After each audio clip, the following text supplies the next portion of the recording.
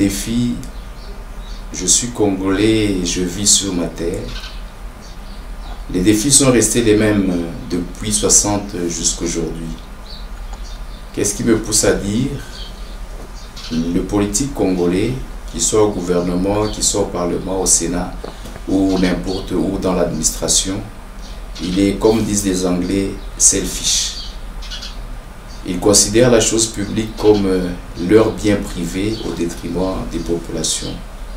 La première attente que nous avons, c'est qu'on remette la République sur les rails. Qu'on considère que le pays, c'est notre nation, c'est un bien public, ce n'est pas un bien privé. Que se partage un groupe d'individus au détriment de toute la population. La deuxième attente que nous avons en tant que Congolais, avec le gouvernement qui vient d'être renouvelé, c'est qu'on fasse disparaître les antivaleurs.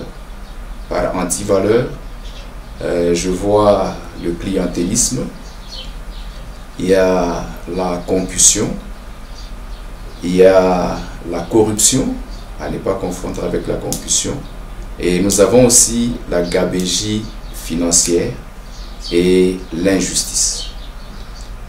Quand vous lisez la Bible, Proverbe 14, verset 34, la Bible dit: la justice élève une nation, mais le péché est la honte des peuples. Et si le gouvernement peut tabler sur les valeurs morales et spirituelles, le respect de la valeur humaine, moi je crois qu'ils vont atteindre les objectifs que nous attendons. Donner de la nourriture à chaque Congolais habitant le sol congolais et sécuriser le Congolais à rester chez soi. Et une autre attente, c'est sur le plan des infrastructures. Nous voulons voir des infrastructures non pas à titre privé, mais des infrastructures à titre national. Ça appartient à l'État congolais. Qu'on ramène les finances entre les mains de l'État congolais par les politiciens. On vient de renouveler un gouvernement. Vous allez voir les ministres qui sont nommés. Dans 1, 2, 3 mois, ils deviendront tous des hommes riches.